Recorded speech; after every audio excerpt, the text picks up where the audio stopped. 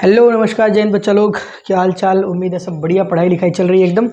So finally हम लोगों ने बहुत सारे न्यूमेरिकल क्वेश्चंस जो है पीवाईक्यूज कर लिए हैं अपने मैग्नेटिज्म एंड मैटर के उस पिछले वाले पार्ट से, जहाँ पे हम लोगों ने टॉर्क निकालना सीखा था, वर्क डन निकालना सीखा था in rotating the magnetic dipole movement सीखा था, टाइम पीरियड एंड बहुत सारी चीज़ें हमने सीखी थी। उससे रिलेटेड जितने भी पीवाईक्यूज जेई और नीट में आए थे, ऑल टाइप्स के जितने भी टाइप्स के पीवाईक्यूज बन सकते थे, हमने उसको करा दिया।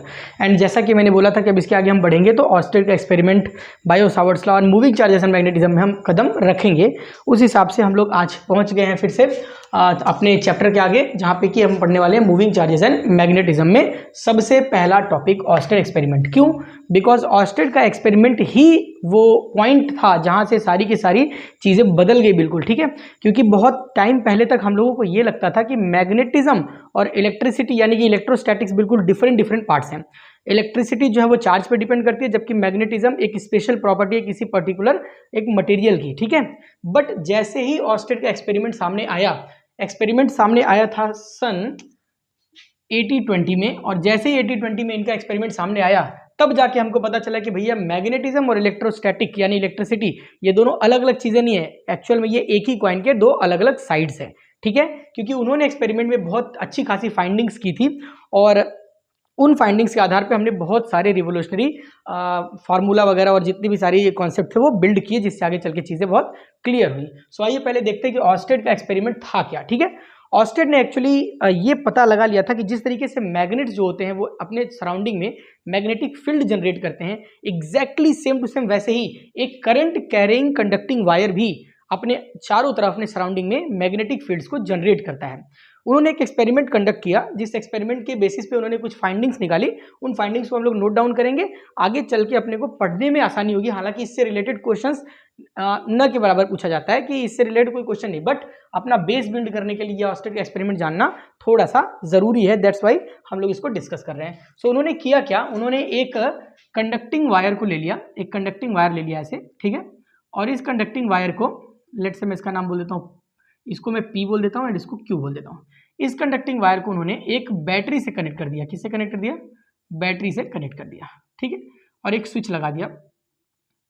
बैटरी से कनेक्ट करने के बाद उन्होंने देखा ये कि ये मान के चलो आपके पास कोई बैटरी है और यहाँ पे एक स्विच लगा दिया, उन्होंने की लगा दिया, मैं इसको की बोल देता हूँ, ठीक है, की। उन्होंने देखा कि जब यहाँ पे एक इसके बगल में जब यहाँ पे एक मैग्नेटिक कंपास जब रखा जाए, ठीक है, लेट्स से ये ईस्ट है, ये वेस्ट है, this is north and this is south, ठीक है। उन्होंने देखा जब ये की ऑफ थी, यानी कि जब इसमें कोई करंट फ्लो नहीं कर रहा था, इफ करंट इज जीरो, उस समय पे जो डिफ्लेक्शन था, डिफ्लेक्शन, ठीक है, जिसको मैं फाई से दिखा रहा हूं, दैट शुड आल्सो जीरो।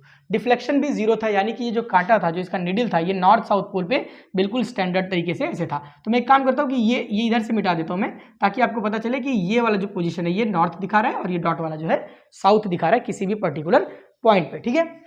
लेकिन जैसे ही उन्होंने करंट को फ्लो कराना शुरू किया, तो लेट से करंट फ्लो होना शुरू हो गया किधर से? Q से P की तरफ, यानी अपर साइड में ऊपर की तरफ अगर एक करंट जाना शुरू हुआ, तो जैसे ऊपर की तरफ एक करंट जाना शुरू हुआ, उन्होंने देखा कि ये जो निडल है ये डिफ्लेक्ट होने लगा किधर? क्लॉकवाइज डायरेक्शन में, ऐसे क्लॉकवाइज डायरेक्शन में डिफ्लेक्ट हो गया। जैसे ही करंट इधर की तरफ गया, ये निडल डिफ्लेक्ट होकर कुछ इस साइड चला है, थोड़ा क्लॉकवाइज डिफ्लेक्शन चला आया, ठीक है। सो सबसे पहली फाइंडिंग उनको क्या मिल गई? उनकी पहली फाइंडिंग क्या थी? पहली फाइंडिंग क्या थी? बहुत इंपॉर्टेंट, देखो। फर्स्ट फाइंडिंग ये थी कि भाई करंट कैरिंग कंडक्टिंग वायर की वजह से मैग्नेटिक फील्ड जनरेट होता है, क्योंकि without magnetic field magnetic compass के निडल में कोई भी डिफ्लेक्शन आना पॉसिबल नहीं है। और वहां उन्होंने श्योर किया कि अगल बगल कोई भी मैग्नेटिक एलिमेंट या फिर ऐसा बोल रहे मैग्नेट वहां पे अवेलेबल नहीं है। तो इसका मतलब जो भी ये मैग्नेटिक डिफ्लेक्शन हुआ, ये निडल में डिफ्लेक्शन हुआ, किसकी वजह से हुआ? इस करंट कैरिंग वायर की वजह से। सो पहला फाइंडिंग ये था कि करंट कैरिंग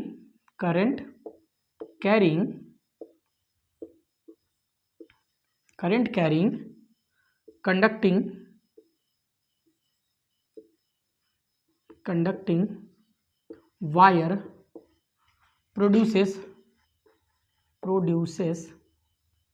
क्या प्रोड्यूस करता है? प्रोड्यूसेस मैग्नेटिक फील्ड, सबसे पहला फाइंडिंग। दूसरा चीज उन्होंने क्या देखा भैया कि जब करंट का डायरेक्शन Q से P की तरफ था यानी ऊपर की तरफ था तो मैग्नेटिक नीडल का डिफ्लेक्शन क्लॉकवाइज हुआ, ठीक है। जैसे ही इन्होंने बैटरी को बदल दिया, बैटरी को जैसे ही इन्होंने बदला, करंट का डायरेक्शन चेंज हुआ। एंड जैसे ही करंट का डायरेक्शन चेंज हुआ, इस मैग्नेटिक नीडल के डिफ्लेक्शन का भी डायरेक्शन चेंज होगा, ये एंटी क्लॉकवाइज हो गया, इसका मतलब ये हुआ कि भाई जो मैग्नेटिक फील्ड का डायरेक्शन होगा that will depend on the direction of current. Conducting wire में करंट किस डायरेक्शन में फ्लो कर रहा है इस बात पे डिपेंड करता है कि मैग्नेटिक फील्ड का डायरेक्शन क्या होगा। सो यहाँ पे दूसरी बहुत इंपॉर्टेंट फाइंडिंग निकल के आई कि the direction of magnetic field के लिए मैं बी लिख दे रहा हूं सीधा is dependent on the direction of current, ठीक है। तीसरी खास बात क्या निकल के आई, जब उन्होंने इस करंट का मैग्नीट्यूड बढ़ाना शुरू किया, इस करंट का मैग्नीट्यूड जैसे जैसे बढ़ता गया एग्जैक्टली वैसे वैसे मैग्नेटिक फील्ड का भी मैग्नीट्यूड बढ़ता गया। और ये बात कैसे श्योर हुई, क्योंकि जितना ज्यादा डिफ्लेक्शन उतना ज्यादा मैग्नेटिक फील्ड। तो जैसे जैसे करंट का मैग्नीट्यूड बढ़ा इस नीडल का डिफ्लेक्शन उतना ज्यादा होता गया। इस बात से ये पता चल गया कि भैया मैग्नेटिक फील्ड जो जनरेट हुई है उसका magnetic field will depend on the magnitude of current. तो इससे मतलब ये तीसरी फाइंडिंग निकल के आई कि द मैग्नीट्यूड, और ये सारा का सारा चीज जो था ना ये एक्सपेरिमेंटल था। इसके लिए इफ बट वगैरह कुछ लगाने की जरूरत नहीं, क्यों कैसे कहां से कुछ नहीं, बिल्कुल एक्सपेरिमेंट में जैसा जैसा दिखता गया वैसा वैसा उन्होंने अपनी फाइंडिंग्स में लिखना शुरू किया। The magnitude of magnetic field depends बोलो या डायरेक्टली प्रोपोर्शनल भी बोल सकते हो, depends on the magnitude of current. तीन बातें समझ में आई। करंट का जो मैग्नीट्यूड होगा उसकी मैग्नीट्यूड बढ़ाने पे मैग्नेटिक फील्ड का मैग्नीट्यूड बढ़ जाएगा। दूसरी चीज करंट का जो डायरेक्शन होगा उस डायरेक्शन को अगर हम देखें उसी डायरेक्शन पे डिपेंड करेगा कि मैग्नेटिक फील्ड का डायरेक्शन क्या होगा। एंड तीसरी चीज अगर करंट फ्लो कर रहा होगा तो डेफिनेटली वहां पे कोई ना कोई मैग्नेटिक फील्ड बनेगा ही बनेगा। ये तीन बातें निकाल के दी उन्होंने, ठीक है। बट उन्होंने इस मैग्नेटिक फील्ड का मैग्नीट्यूड क्या होगा ये बता नहीं पाए। एक्चुअली सिर्फ एक चार्ज की वजह से मैग्नेटिक फील्ड क्या होगा ये तो फाइंड कर लिया गया, बट पूरे के पूरे कंडक्टिंग वायर की वजह से कितनी मैग्नेटिक फील्ड वहां पे होगी उसका वैल्यू, उसका फॉर्मूला, उसका कोई भी डेरिवेशन यहाँ पे ऑस्टेड निकालने में सफल नहीं हो पाए थे, जिसके लिए आगे चल के दो साइंटिस्ट ने अपना हाथ आगे बढ़ाया और उन्होंने किया, वो अपन डिस्कस करेंगे। उससे पहले एक और फाइंडिंग देख सकते हैं कि देखो भाई कंडक्टिंग वायर में करंट फ्लो हो रहा है, इसका मतलब क्या फ्लो हो रहा है। कंडक्टिंग वायर में अगर करंट फ्लो हो रहा है इसका मतलब हो क्या रहा है, इसका मतलब हो रहा है ये कि करंट में चार्ज जो है, वायर के अंदर जो चार्ज है वो चार्ज मूव कर रहा है। और यहां से बात निकल के आई कि मूविंग चार्ज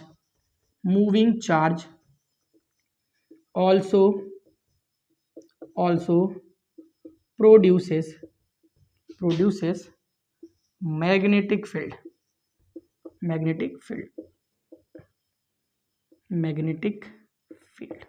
यानी कि मूविंग चार्ज जो है वो मैग्नेटिक फील्ड जनरेट करता है, प्रोड्यूस करता है। और यहीं से इस चैप्टर का नाम भी पड़ गया मूविंग चार्जेस एंड मैग्नेटिज्म। सो कुल मिला जुला के अगर चार्ज स्टैटिक होगा तो इलेक्ट्रिक फील्ड जनरेट करेगा, चार्ज कांस्टेंट वेलोसिटी से अगर मूव करेगा तो मैग्नेटिक फील्ड और स्टैटिक फील्ड दोनों प्रोड्यूस करेगा, ठीक है। तो इस तरीके से हम लोग ये ऑस्टेड के एक्सपेरिमेंट से कुछ चीजें निकल के आई। दो बातें और मैं लिखना चाहूंगा, ये भी ध्यान दीजिएगा। जो डायरेक्शन होगा ना मैग्नेटिक फील्ड का, वो डायरेक्शन हमेशा क्या होगा, इस वाले फील्ड के परपेंडिकुलर, इसके डायरेक्शन के परपेंडिकुलर। अगर ऐसे देखो, आगे चल के डायरेक्शन निकालने के लिए अपन 2-3 लॉज वगैरह पढ़ेंगे, बट उससे पहले देखो जब भी कोई डायरेक्शन इस पर्टिकुलर प्लेन के अंदर जा रहा होगा, मतलब देखो हम 3 डायरेक्शन आते हैं, लेट से ये y है, ये x है, तीसरा होगा z। तो अगर ये x इधर की तरफ, y इधर की तरफ, तो z या तो बाहर की तरफ होगा पॉजिटिव z और अंदर की तरफ होगा निगेटिव z। तो अगर अंदर की तरफ यानी कि z की तरफ कोई करंट, कोई मैग्नेटिक फील्ड जनरेट हो रही होगी, उस केस में हम फील्ड की डायरेक्शन को दिखाने के लिए क्रॉस यूज करेंगे। तो मैं वही लिख रहा हूं कि इनसाइड द प्लेन के लिए, अगर इनसाइड द प्लेन जा रहा है तो इनसाइड द प्लेन इस डायरेक्शन के लिए हम लोग यूज करेंगे क्रॉस। और अगर अपने को कोई फील्ड निकल के आती है आउटसाइड आउटसाइड द प्लेन से बाहर की तरफ आती हुई अगर दिख रही है तो उसके लिए हम डॉट का यूज करेंगे। ये अपने पास नॉमेनक्लेचर हो गया, इस हिसाब से अपन इसका नॉमेनक्लेचर कर लेंगे। ठीक है, ठीक है, फटाक से इसको नोट कीजिए। अब आगे बढ़ते हैं हम लोग, एक पर्टिकुलर चार्ज की वजह से कितना मैग्नेटिक फील्ड जनरेट होगा उसको देखते हैं। ठीक है, एक पर्टिकुलर चार्ज की वजह से कितना मैग्नेटिक फील्ड जनरेट होगा उसको हम देखते हैं। तब तक मैं इसको फटाफट क्लीन करता हूँ बोर्ड को, आप लोग तब तक देख लीजिए। So magnetic field due to a moving charge, एक मूविंग चार्ज की वजह से कितना मैग्नेटिक फील्ड कैसे जनरेट होगा उसके बारे में फटाफट अपन देखते हैं। सो लेट अस कंसीडर कि एक चार्ज है, ये क्यू मैंने चार्ज ले लिया कोई, ये चार्ज मूव कर रहा है इस डायरेक्शन में, मैं इसे और लाइन आगे बढ़ा देता हूँ, तो ये मैं पीछे भी आगे लाइन बढ़ा देता हूँ। क्यों? क्योंकि ये जो इस लाइन में अगर मूव कर रहा है तो इस लाइन की स्ट्रेट में जो लाइन होगा इसके लिए अपन एक वर्ड यूज करेंगे, लाइन ऑफ मोशन। ठीक है, लेट से एक चार्ज क्यू है जो कि इस तरफ v वेलोसिटी से मूव कर रहा है, v स्पीड से मूव कर रहा है, v वेलोसिटी से मूव कर रहा है, ऐसा बोल रहा हूँ, v वेलोसिटी से तरफ मूव कर रहा है। ठीक है, अपने को देखना है कि इसकी वजह से जो मैग्नेटिक फील्ड जनरेट होगी वो कितनी होगी। अब कितनी होगी तो मैं ऐसे बोल सकता हूँ कि अगर चार्ज मूव कर रहा है तो ऑब्वियस सी बात है कि एक कांस्टेंट मैग्नेटिक फील्ड तो जनरेट हो नहीं होगी, क्योंकि भाई पर्टिकुलर पोजीशन से पर्टिकुलर पॉइंट, अगर मतलब कोई पॉइंट मैं ले लेता हूँ, यहाँ पे एक पॉइंट ले लेता हूँ, इस पॉइंट पे मैग्नेटिक फील्ड निकालनी है, तो ऑब्वियस सी बात है कि ये जैसे जैसे आगे बढ़ेगा वैसे वैसे इससे इसकी डिस्टेंस नजदीक होती जाएगी, और डिस्टेंस जो कम होती जाएगी, अगर डिस्टेंस कम होती जाएगी इसका मतलब मैग्नेटिक फील्ड भी यहाँ पे चेंज हो रहा होगा। इसलिए अपने को क्या करना पड़ेगा, एक पॉइंट भी डिसाइड करना पड़ेगा किस पॉइंट पे हम लोग क्या कर रहे हैं, अपना मैग्नेटिक फील्ड निकालने की कोशिश कर रहे हैं। लेट से मैं इस पॉइंट से मैग्नेटिक फील्ड निकालना चाह रहा हूं, इस पर्टिकुलर पॉइंट P पे, चार्ज Q अभी यहां पे लेकिन v वेलोसिटी से आगे बढ़ रहा है, एट ए इंस्टेंट, किसी इंस्टेंट पे ये उसके बीच का जो है पोजीशन वेक्टर r दिया गया है। ठीक है, v और r के बीच का अगर एंगल थीटा ले लूं मैं फिलहाल के लिए, तो इस वाले पर्टिकुलर केस के लिए एक्सपेरिमेंटली ये चीजें देखी गई कि जो मैग्नेटिक फील्ड जनरेट होगा B, that will be directly proportional to magnitude of charge. जो मैग्नेटिक फील्ड इस पॉइंट P पे जनरेट होगा वो इस चार्ज के मैग्नीट्यूड पे डिपेंड करेगा, डेफिनेटली डिपेंड करेगा, क्योंकि हमने बोला था करंट कैरिंग कंडक्टिंग वायर के अंदर में जो मैग्नेटिक फील्ड होगा उसका मैग्नीट्यूड करंट के मैग्नीट्यूड पे डिपेंड करेगा। तो करंट बन किससे रहा है, मूविंग चार्ज से, इसका मतलब वो मैग्नीट्यूड मूविंग चार्ज के मैग्नीट्यूड पे भी डिपेंड करेगा। दूसरी चीज क्या होगा भैया, दूसरी चीज देखा गया कि जैसे जैसे वेलोसिटी बढ़ाती गई, जैसे जैसे वेलोसिटी बढ़ाते गए वैसे वैसे आपका मैग्नेटिक फील्ड का मैग्नीट्यूड भी बढ़ता चला गया। तो magnetic field is also directly proportional to the velocity. तीसरी चीज क्या देखी गई कि भाई जो मैग्नेटिक फील्ड है that is directly proportional to sine of theta, and theta क्या है, एंगल बिटवीन वेलोसिटी वेक्टर और आर वेक्टर, पोजीशन वेक्टर और वेलोसिटी वेक्टर के बीच का एंगल है, हम आगे चल के इसको लिख लेंगे। And fourth but not last, B का मैग्नीट्यूड जो है वो R की पावर 2 के इनवर्सली प्रोपोर्शनल, यानी distance between the charge and the point के बीच का जो डिस्टेंस है उसके स्क्वायर के इनवर्सली प्रोपोर्शनल देखने को मिला। जब इन चारों चीजों को मिला के लिखते हैं तो फाइनली अपने पास एक एक्सप्रेशन आता है, that is B is equal to mu naught upon 4 pi, mu naught upon 4 pi. कैसे देखो, अच्छा डायरेक्टली लिख दिया क्या मैंने, एक बार के लिए मैं इसको प्रोपोर्शनल डालता हूं एंड मैं देखता हूं क्या Q के डायरेक्टली प्रोपोर्शनल, V के डायरेक्टली प्रोपोर्शनल, साइन थीटा के डायरेक्टली प्रोपोर्शनल और आर स्क्वायर के इनवर्सली प्रोपोर्शनल। ये प्रोपोर्शनलिटी हटाएंगे तो एक कांस्टेंट K आएगा, और उस कांस्टेंट की वैल्यू ऑलरेडी हम लोग मैग्नेटिज्म में डिफाइन कर चुके हैं, that is mu naught upon 4 pi. तो यहाँ पे आ गया mu naught upon 4 pi QV sine theta by R का square, QV sine theta by R का स्क्वायर। ठीक है, यहां से QV sine theta by R का स्क्वायर अगर देखें तो यहाँ पे कुछ कंडीशंस, ये फॉर्मूला आपको याद होना चाहिए, आप इसको नोट कर लीजिएगा। यहाँ पे कुछ कंडीशंस अगर अप्लाई करें, हम अप्लाई करें कुछ कंडीशंस, तो जरा देखें कि अगर ये पॉइंट यहाँ ना होता, ये पॉइंट हमने इसके लाइन ऑफ मोशन पे सेलेक्ट किया होता, यानी जिस लाइन में ये चल रहा है उसी लाइन पे कोई अगर पॉइंट P ले लेते हम, तो क्या होता, तो भाई पोजीशन वेक्टर और वेलोसिटी वेक्टर दोनों के बीच का एंगल हो जाता 0। यानी अगर मैं यहाँ पे देखूँ केस वन देखूँ कि अगर थीटा जो था वो 0 था, थीटा जो था दैट वाज 0 डिग्री, उस केस में क्या होता, उस केस में होता B is equal to mu naught upon 4 pi QV sine 0 degree upon R का स्क्वायर। ठीक है, अच्छा यहाँ पे अगर लिखना चाहो तो थीटा लिख सकते हो, theta is angle between V vector and R vector. ठीक है, पोजीशन वेक्टर और वेलोसिटी वेक्टर के बीच का जो एंगल है दैट इज थीटा। अब यहाँ पे कुछ बातें बहुत ही ज्यादा क्लियर है कि अगर साइन 0 है तो पूरे के पूरे B की वैल्यू 0 होगी, B की वैल्यू 0 होगी। इस पर्टिकुलर पॉइंट पे यानी कि लाइन ऑफ मोशन पे जो वैल्यू होगी मैग्नेटिक फील्ड की 0 होगी। इसका मतलब मूविंग चार्ज अपने लाइन ऑफ मोशन पे कोई भी मैग्नेटिक फील्ड जनरेट नहीं करता है। तो क्या सर आगे की तरफ जनरेट नहीं करता, तो क्या पीछे की तरफ भी जनरेट नहीं करता? चेक कर लेते हैं। अगर मैं पीछे ले लेता कोई पॉइंट यहाँ पे P, दैट मीन्स कि इस चार्ज से इधर की तरफ हो जाता आपके पास पोजीशन वेक्टर और इधर की तरफ वेलोसिटी वेक्टर, मतलब दोनों के बीच का एंगल कितना होता? That will B 180 degree. तो केस नंबर 2 यही है हमारा। केस नंबर 2 देख लो। केस नंबर 2 कि अगर हमारा जो चार्ज है, अगर हमारा चार्ज है वो लाइन ऑफ मोशन पे पीछे की तरफ है, सॉरी पॉइंट जो है, that means theta equals to 180 degree.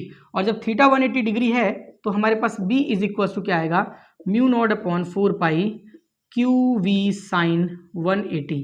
Again we know that sine 180 की वैल्यू अगेन क्या हो जाती है? 0। इसका मतलब फिर से हमारे पास मैग्नेटिक फील्ड आ गई 0। तो ये आप नोट करके लिख सकते हैं कि the moving charge do not produces magnetic field on the line of motion. Line of motion पे कोई भी मैग्नेटिक फील्ड जनरेट नहीं करता है। अब दूसरी चीज देखें, अगर इसी को अगर हम देखें, चलो सर लाइन ऑफ मोशन पे तो नहीं जनरेट कर रहा है, बट ऊपर और नीचे तो जनरेट कर रहा है ना। डेफिनेटली ऊपर भी जनरेट कर रहा है, नीचे भी जनरेट कर रहा है, क्योंकि 0 और 180 डिग्री के बाद किसी पर्टिकुलर वैल्यू के लिए, किसी पर्टिकुलर एंगल के लिए जो साइन थीटा का मान वो 0 नहीं होगा।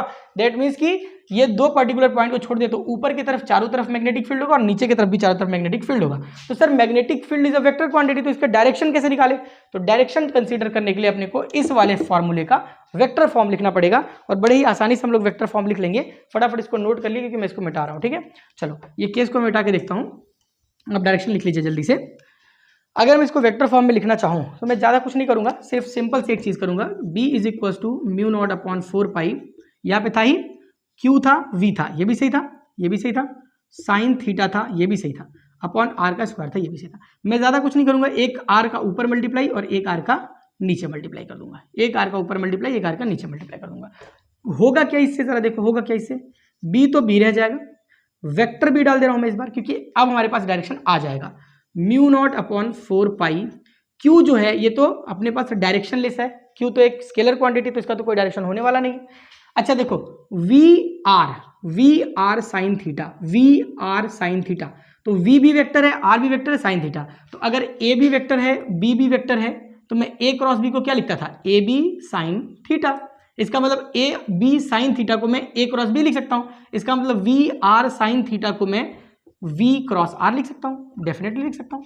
मजा आ गया, मजा आ गया, हमारे पास वेक्टर क्वांटिटी में आ गया वी क्रॉस आर बाई नीचे R square into R, that means R का क्यूब। ये बन गया अपना वेक्टर फॉर्म और इसी वेक्टर फॉर्म से हम क्या निकाल सकते हैं? डायरेक्शन निकाल सकते हैं बी का। कैसे निकालेंगे सर बी का डायरेक्शन? बहुत आसान है, बी का डायरेक्शन निकालना बहुत आसान है। बी का डायरेक्शन अगर चार्ज पॉजिटिव हुआ तो v क्रॉस r के डायरेक्शन में होगा। अब v क्रॉस r का डायरेक्शन कैसे निकालोगे, उसका सेंस कैसे होता है? क्रॉस प्रोडक्ट अगर आपने पढ़ा होगा तो आपको बहुत अच्छे से पता होगा, अभी मैं समझाऊंगा भी। बट अगर ये जो चार्ज है q अगर ये नेगेटिव है तो b का डायरेक्शन v क्रॉस r से ऑपोजिट डायरेक्शन में होगा। तो इसलिए जब भी वेक्टर फॉर्म लिखें तो always write it with sine. जब भी आप वेक्टर फॉर्म में लिखिए तो चार्ज को हमेशा साइन के साथ लिखिए। अगर ये पॉजिटिव हुआ तो प्लस लिखिए, अगर नेगेटिव हुआ तो माइनस लिखिए। ठीक है, अब जरा डायरेक्शन की बात कर लें कि डायरेक्शन बी का निकालेंगे कैसे। ऊपर वाले पॉइंट के लिए क्या होगा? तो ऊपर वाले पॉइंट के लिए देखो, क्रॉस प्रोडक्ट जब भी निकालना हो तो वी क्रॉस आर है, तो वी की तरफ अपनी खुली वाली हथेली रखो, आर की तरफ घुमा दो, जिधर अंगूठा बचता है उधर की तरफ अपना एंगल आ जाएगा। तो वी किधर है सर? वी इधर है। अगर ऐसे कर लिया मैं ऐसे, तो क्या मैं ऊपर घुमा सकता हूं? ऐसे ऊपर ऐसे घूमेगा क्या? कर लोगा क्या? नहीं हो पाएगा। इसका मतलब मैं ऐसे रखूंगा, हाँ डेफिनेटली ऐसे रखिए। ऐसे रखने के बाद अगर मैं आर की तरफ घूमा, आर की तरफ, तो डायरेक्शन किधर है? बाहर की तरफ। इसका मतलब इस प्लेन से बाहर की तरफ। और मैंने बोला था कि आउटसाइड ऑफ द प्लेन जब होगा तो हम पॉइंट कैसे करेंगे? डॉट। कैसे करेंगे? डॉट पॉइंट करेंगे। ठीक है, जरा देखो अगर यहां पे पॉइंट होता तो एंगल क्या होता? जरा देखो बताओ, यहां पे होता तो मैग्नेटिक फील्ड कैसी होती? अगेन आर वेक्टर इधर की तरफ है, वी वेक्टर इधर की तरफ, वी की तरफ हाथ रख दिया, आर की तरफ घुमाया, बाहर की तरफ आया, मतलब यहां पे भी पॉइंट क्या? डॉट। इसका मतलब ऊपर की तरफ अगर कहीं भी लेंगे हम तो हमेशा वेक्टर जो फील्ड आएगी वो बाहर की तरफ आएगी। जरा नीचे की तरफ एक पॉइंट ले लो, यहाँ पे पॉइंट एक ले लो भैया, यहाँ पे एक पॉइंट ले लिया हमने। अब वेक्टर इधर की तरफ है, अब वेक्टर इधर की तरफ है। अब बताओ जरा, क्या ये लाइन ऑफ मोशन को क्रॉस कर जाए कैसे घुमाने में? हाँ, लाइन ऑफ मोशन को क्रॉस कर गया, मतलब अपने पर्टिकुलर डायरेक्शन को ही अपोजिट करके घूम गया। तो ऐसे नहीं घुमाना अपने को, तो कैसे घुमाए सर? ऐसे घुमा सकते क्या? ऐसे नीचे की तरफ नहीं घूम पाएगा, तो क्या करें? पलटी मार दो। अब पलटी मारा, वी की तरफ डायरेक्शन आर की तरफ घुमा दिया, वी की तरफ डायरेक्शन आर की तरफ घुमाया तो अंदर की तरफ अंगूठा जा रहा है, वी की तरफ डायरेक्शन आर की तरफ घुमाया तो अंगूठा अंदर की तरफ, अगर अंदर की तरफ इसका मतलब क्या हुआ, इन साइड के लिए क्रॉस। इसी तरीके से यहां पे होगा तो भी क्रॉस होगा, यहां पे होगा तो भी क्रॉस होगा। इसका मतलब इस लाइन ऑफ मोशन के ऊपर की तरफ बाहर की तरफ निकलेगा और इस लाइन ऑफ मोशन से नीचे की तरफ अंदर जाएगा। मतलब कुछ इस तरीके से मैग्नेटिक फील्ड बनेगा, कुछ इस तरीके से मैग्नेटिक फील्ड बनेगा जिसका डायरेक्शन कुछ ऐसा होगा। ठीक है, तो ये मूविंग चार्ज की वजह से मैग्नेटिक फील्ड लिखना हमने सीख लिया है, मूविंग चार्ज की वजह से मैग्नेटिक फील्ड कैसे लिखते हैं। ठीक है, बढ़िया है, बहुत अच्छा है। बाकी बातें तो सब समझ में आ गई होंगी। वी क्रॉस आर वगैरह सब फॉर्मूला अच्छे से आप नोट कर लीजिए, इसका यूज हम आगे चल के करेंगे। ठीक है, एक चार्ज की वजह से, एक मूविंग चार्ज की वजह से हमने मैग्नेटिक फील्ड निकालनी सीख ली, लेकिन जो इससे बहुत ही ज्यादा इंपॉर्टेंट है that is magnetic field due to current carrying conducting wire. Current carrying conducting wire की वजह से जो अपने पास मैग्नेटिक फील्ड आती है वो निकालना बहुत इंपॉर्टेंट है, क्योंकि इस पूरे के पूरे चैप्टर का जो बेस है, सबसे इंपॉर्टेंट बेस है वो यही है। जैसे कि हमने वहां पे पढ़ा था वैसे यहाँ पे भी है। ठीक है, तो हमें ये सीखना बहुत ही ज़्यादा ज़रूरी है। तो जैसे आगे बढ़े, ठीक है, 1820 में बायो सावर्ट्स ने ही इसका भी खोज कर लिया था, इसका भी जो है अपना कैलकुलेशन वगैरह लगा लिया था। बायोट और सावर्ट ने, बायोट और सावर्ट दो वैज्ञानिक थे। ठीक है, एचबी बायोट थे और फेलिक्स सावर्ट, दो वैज्ञानिकों ने इसका पता लगाया कि भाई किसी करंट कैरिंग कंडक्टिंग वायर की वजह से मैग्नेटिक फील्ड कितनी जनरेट होती है, उसका मैग्नीट्यूड कैसे फाइंड किया जाए। सो उन्होंने, मैं यहाँ पे लिख देता हूँ फिलहाल, हाँ क्या लिखूंगा भैया, magnetic field due to current carrying conducting wire. Current carrying conducting wire की वजह से मैग्नेटिक फील्ड कितना निकलता है, इसी का एक नाम है Biot and Savart law, Biot Savart's law. ठीक है, दो अलग अलग साइंटिस्ट हैं, बायोट और सावर्ट दो अलग अलग साइंटिस्ट हैं। इन दोनों ने मिलके ऑस्टेड के एक्सपेरिमेंट को अच्छे से एनालिसिस किया और एनालिसिस करने के बाद छोटा सा करंट एलिमेंट लेके एक कंडक्टिंग वायर का, और वहां से उन्होंने शानदार तरीके से ये फॉर्मूला बना दिया। ठीक है, सो ज़्यादा बात नहीं करते हुए हम लोग डायरेक्टली इसका कंक्लूजन पे पहुंचते हैं, क्योंकि बहुत सारा क्वेश्चन भी हम लोगों को लगाना है और बहुत सारा इसका एप्लीकेशन भी अपने को सीखना है। तो एक लेट से ऐसे कोई एक आपके पास ये कई करंट कैरिंग वायर है जिसमें करंट जो है वो ऊपर की तरफ ऐसे बह रहा है। एक पर्टिकुलर किसी पॉइंट पे हमको चाहिए क्या, मैग्नेटिक फील्ड।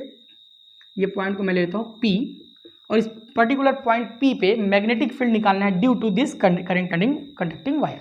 तो उन्होंने किया क्या, उन्होंने किया ये कि इस कंडक्टिंग वायर का ना एक छोटा सा एलिमेंट चूज कर लिया, एक छोटा सा एलिमेंट चूज कर लिया और इस एलिमेंट का नाम दे दिया करंट एलिमेंट। इसकी लेंथ लेट से DL है, जो कि बहुत ही इनफाइनाइटली स्मॉल है, बहुत ही इनफाइनाइटली स्मॉल लेंथ को उन्होंने कंसीडर किया। और इस जो DL लेंथ है ना, ये DL लेंथ को वेक्टर मान लिया गया। माना क्या गया, लेंथ तो वेक्टर का है ये, और इसकी जो डायरेक्शन है DL की, ये डायरेक्शन करंट के डायरेक्शन की तरफ ही है। अगर करंट ऊपर की तरफ तो DL वेक्टर भी ऊपर की तरफ, अगर करंट नीचे की तरफ तो DL वेक्टर भी नीचे की तरफ। लेट से इससे इसका जो ये डिस्टेंस है, इस पॉइंट का मैं पॉइंट ही खिसका देता हूँ, ये पॉइंट का डिस्टेंस है, दिस इज R। ठीक है, अब अगर ये R हो गया, अब ये DL वेक्टर और इसके बीच का एंगल था थीटा।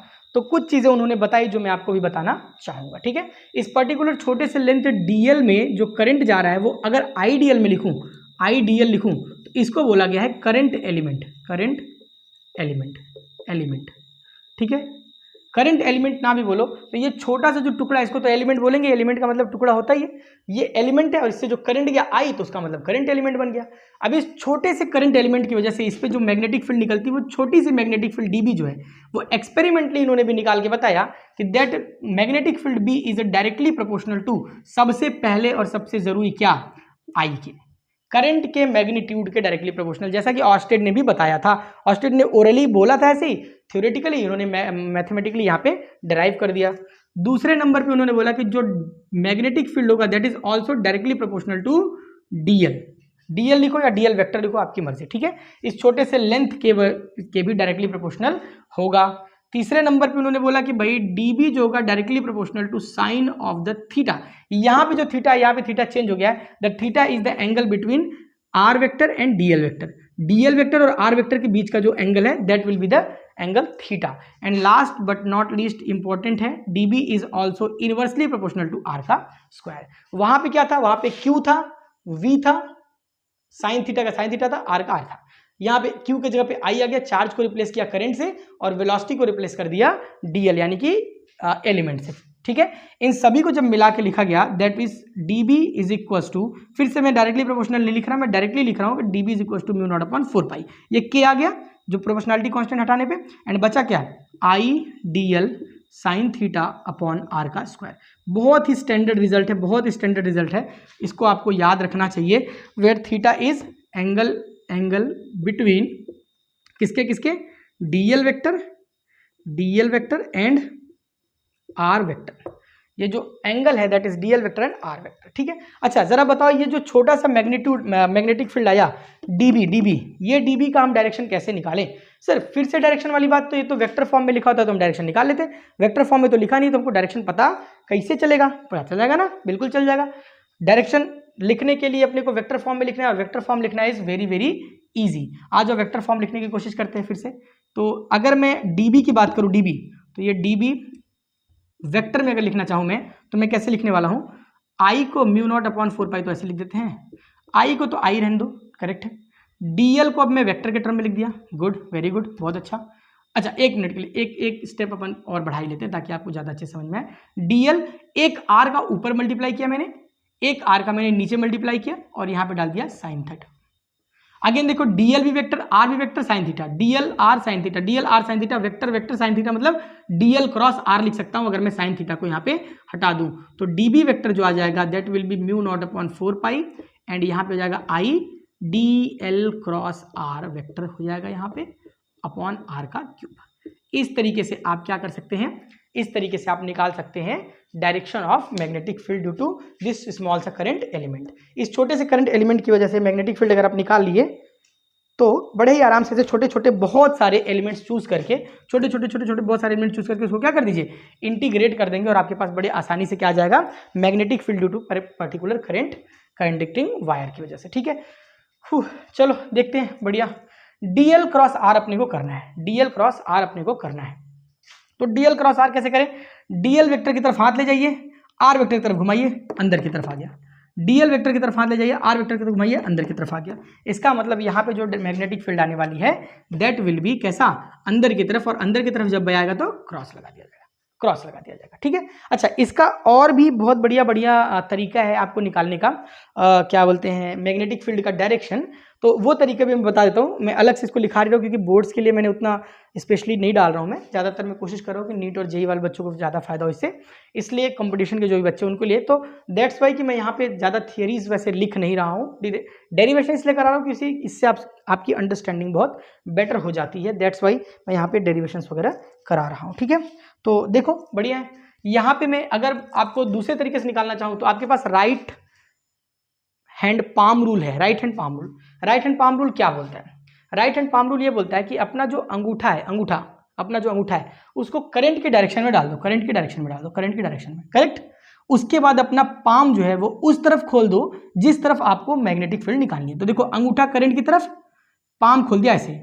अब जो हमारा ये हथेली है, ये हथेली जिस तरफ पॉइंट कर रहा होगा, हथेली की पॉइंट ऊपर है, हथेली पॉइंट नीचे है, हथेली पॉइंट अंदर है, हथेली पॉइंट बाहर है, तो ये हथेली का जो पॉइंट कर रहा होगा that will be the direction. तो पाम ऊपर की तरफ किया, अगर अंगूठा ऊपर की तरफ किया, पाम खोल दिया, तो इसका मतलब अंदर की तरफ यहाँ पर जा रहा है करंट, करेक्ट है। तो ये भी बहुत आसान तरीका, ऊपर लेकर अंदर की तरफ, अगर ये नीचे होता तो नीचे ले जाता है, इधर अंदर की तरफ हो जाता, और इधर क्या हो जाता, बाहर की तरफ हो जाता, करेक्ट। तो इस तरीके से आप पाम रूल से भी निकाल सकते हो। और सबसे शानदार मेरे को जो लगता है, जो सबसे आसान और सबसे बढ़िया मुझे लगता है ना, दैट इज कर्ल वाला, ऐसे लगाने वाला। ठीक है ना, आपने क्या काम कर लेना है, आपको इस तार को पकड़ लेना है, आपको इस तार को सीधा हाथ में पकड़ना है इस तरीके से कि आपका अंगूठा जो है वो करंट के डायरेक्शन में हो। तो अगर मैं इसको ऐसे पकड़ लूँ तो करंट, अंगूठा अंदर की डायरेक्शन में, करंट की डायरेक्शन में अंगूठा, अब हमारा जो ये जिस तरफ मुड़ रहा है उसी तरफ आपकी मैग्नेटिक फील्ड का डायरेक्शन। अगर ऊपर की तरफ का तो अंदर की तरफ मुड़ रहा है, तो इधर अंदर जा रहा है। अगर ऐसे भी पकड़े तो अंदर की तरफ, तो इधर बाहर आ रहा है। तो अगर इधर पकड़ा तो अंदर की तरफ, इधर पकड़ा तो बाहर की तरफ। तो ऑब्वियस सी बात है कि इसके इस तरफ किधर आ जाएगा, बाहर की तरफ आ रहा होगा। अगर ये नीचे होता तो अंगूठा नीचे करते तो इधर अंदर की तरफ आता, जबकि इधर की तरफ बाहर की तरफ आ जाता। तो ये सबसे आसान तरीका है आपको ये डायरेक्शन सीखने का। डायरेक्शन इंपॉर्टेंट है क्योंकि अगर वेक्टर क्वांटिटी तो आगे चल के आपको अगर जेई के बच्चों के लिए तो बहुत ही ज़्यादा इंपॉर्टेंट हो जाएगा, क्योंकि क्वेश्चन ऐसे घुमा फिरा के पूछ सकता है, कोई इसमें बड़ी बात नहीं है। ठीक है, चलो एक चीज़ और ध्यान दो, अगर ये जो डायरेक्शन है आपका बी, ये बी का जो डायरेक्शन है ये डी क्रॉस एल पे डिपेंड करता है, तो डेफिनेट सी बात है डी क्रॉस एल जो होगा ना वो हमेशा डी के भी परपेंडिकुलर होगा और आर के भी परपेंडिकुलर होगा। डीएल जो है, जो बी का डायरेक्शन होगा वो आपका क्या होगा, जो डायरेक्शन ऑफ बी है that will be perpendicular to direction of DL as well as B will be perpendicular to direction of R. तो ध्यान से देख लो, जो हमने निकाला हमारा ये y, ये हमारा लेट से x एक्सिस में, तो x के भी परपेंडिकुलर होगा, y के भी परपेंडिकुलर, क्योंकि ये ऐसे है।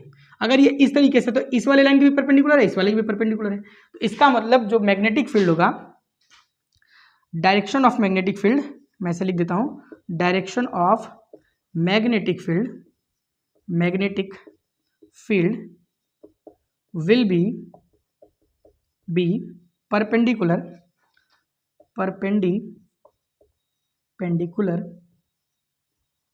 To the plane of DL vector and R vector. DL vector और आर वेक्टर का जो प्लेन होगा उन दोनों प्लेन के परपेंडिकुलर होगा हमेशा डायरेक्शन ऑफ मैग्नेटिक फील्ड। चलो बहुत अच्छा, इसको आप फटाफट नोट कर लीजिए, इसको मैं मिटा रहा हूँ। इसके कुछ और एप्लीकेशंस अभी मैं आपको बताता हूँ, पहले ये फॉर्मूले को अपन उठाएंगे और ये दो फॉर्मूले को, इसको अभी यहीं छोड़ देते हैं एंड ये फॉर्मूले को अपन देख के देखते हैं। ठीक है, चलो बढ़िया, बहुत बढ़िया, फटाफट इसको मिटाते हैं एंड इसके आगे बढ़ते हैं। होपफुली आपको समझ में आ रहा होगा। अगर समझ में आ रहा है तो लाइक बटन प्लीज़ जरूर दबाइए। वीडियोस आप लोग देखते भी हैं, आपका हेल्प भी होता है, बट आप यहाँ पे कभी भी लाइक करने से पता नहीं क्यों पीछे हटते हैं, बिकॉज इसमें चार्ज तो लग नहीं रहा है। तो लाइक कर देंगे तो शायद कुछ और लोगों को मदद मिल जाए, और अगर नीचे प्यारा सा कमेंट डाल देंगे कोई तो हमें भी थोड़ा सा मोटिवेशन मिल जाएगा। मोटिवेशन क्या बोल सकते हो, एक तरीके से प्रमोशन मिल जाएगा, है ना। तो करिए यार, थोड़ा लिख दीजिए नीचे में कुछ चीज़ें जो भी लिखनी है। ठीक है, यहाँ से अगर थोड़ा आगे बढ़े हम, तो एक चीज़ दिख रहा है हमको कि मैं इसको ना कुछ अलग फॉर्मेट में भी लिख सकता हूँ। कैसे लिख सकता हूँ, तो मैं यहाँ पे एक स्टार डाल के लिख देता हूँ, in form of current density, in form of current density. लेट से क्या, हम जानते ही हैं जे जो करंट डेंसिटी होता है दैट इज I बाई ए होता है, करेक्ट है, बढ़िया। हमको क्या करना पड़ेगा, हमको करना पड़ेगा ये कि ऊपर में एक dl का मल्टीप्लाई कर दो, नीचे में भी एक dl का मल्टीप्लाई कर दो। क्यों ऐसा किया, क्योंकि हमको idl को करना है रिप्लेस, idl को करना है रिप्लेस। जैसे ही यहाँ पे हमने मल्टीप्लाई किया तो area into dl, area into length अगर मैं बोलूँ तो क्या मैं इसको लिख सकता हूँ कि I ऊपर का dl तो नीचे dl रह जाएगा, एरिया इंटू लेंथ हो जाएगा वॉल्यूम, हो जाएगा कि नहीं हो जाएगा। डेफिनेट से छोटे से उस लेंथ का, उस छोटे से करंट एलिमेंट का वॉल्यूम हो जाएगा।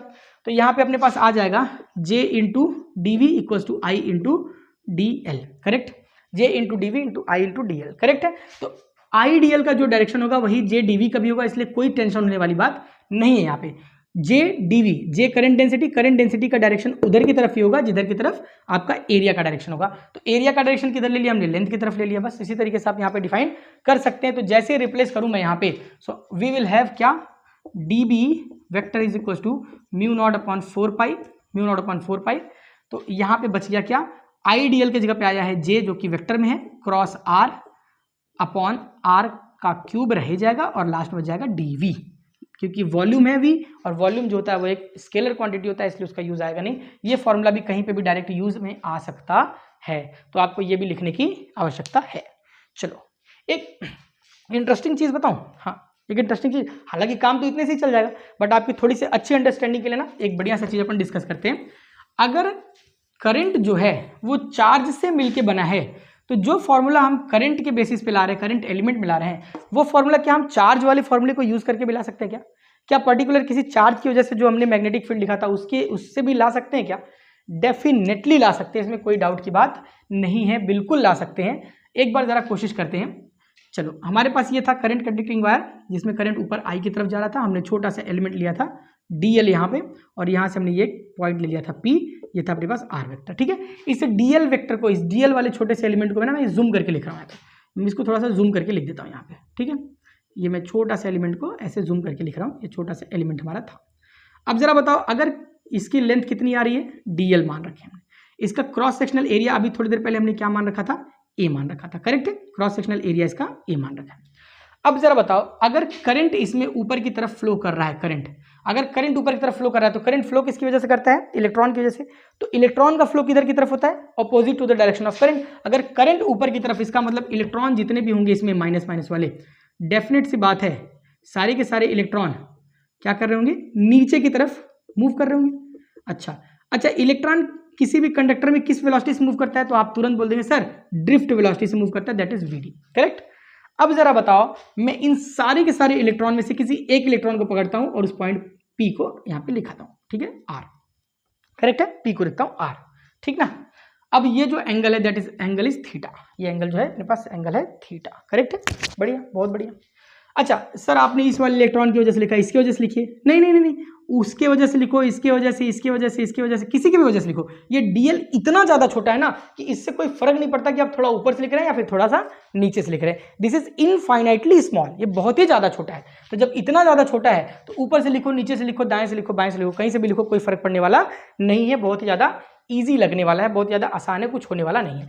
अब जरा बताओ, सिर्फ एक इलेक्ट्रॉन की वजह से चार्ज लिखना, मैग्नेटिक फील्ड लिखना सीखा है क्या हमने, एक चार्ज की वजह से। हाँ सर लिखा है, कैसे सीखा है सर, हमने लिखा है dB लिखा है, करेक्ट है, dB that is equal to mu naught upon 4 pi, हाँ, Q मतलब चार्ज है, चार्ज क्या है, electron, V cross R, V यहाँ पे आ गया VD क्रॉस R आ गया बाई R3, करेक्ट। ये एक इलेक्ट्रॉन की वजह से हो गया, बट अपने को एक इलेक्ट्रॉन की वजह से नहीं मिला है, इस पूरे के पूरे करंट एलिमेंट की वजह से मैग्नेटिक फील्ड निकालनी, जो हमने वहां पे निकाली है। तो पूरे के पूरे करंट एलिमेंट की वजह से निकालने के लिए क्या करना पड़ेगा, अगर ये एक इलेक्ट्रॉन की वजह से मैग्नेटिक फील्ड है, सभी का डायरेक्शन नीचे है, सभी से डिस्टेंस सेम टू सेम है, तो ये सारे के सारे जितने इलेक्ट्रॉन इस छोटे से एलिमेंट में आएंगे, वो सारे इलेक्ट्रॉन का मैग्नेटिक फील्ड अगर मैं सम कर दूं, ऐड कर दूं, तो अपने पास क्या आ जाएगा, टोटल करंट एलिमेंट की वजह से। तो सम करने के लिए क्या लिखना पड़ेगा, number of electrons. Number of electrons कैसे लिख सकते हैं, हमने पढ़ रखा था फ्री इलेक्ट्रॉन डेंसिटी n, पढ़ा था कि नहीं। फ्री इलेक्ट्रॉन डेंसिटी का मतलब था number of electrons per unit volume. तो यहां पे अगर अपने को number of electron per unit volume n दे रखा हो, तो इस पूरे वॉल्यूम में कितने इलेक्ट्रॉन होंगे, number of electron per unit volume. तो वॉल्यूम का मल्टीप्लाई अगर कर दिया जाए तो क्या हो जाएगा, अपने पास नंबर ऑफ इलेक्ट्रॉन्स आ जाएगा, तो नंबर ऑफ इलेक्ट्रॉन्स लाने के लिए free electron density into volume, और वॉल्यूम कैसे लिखेंगे, एरिया इंटू लेंथ, तो एरिया इंटू लेंथ लिख दिया हमने, एरिया इंटू लेंथ लिख दिया, करेक्ट है, एरिया इंटू लेंथ लिख दिया। बहुत शानदार।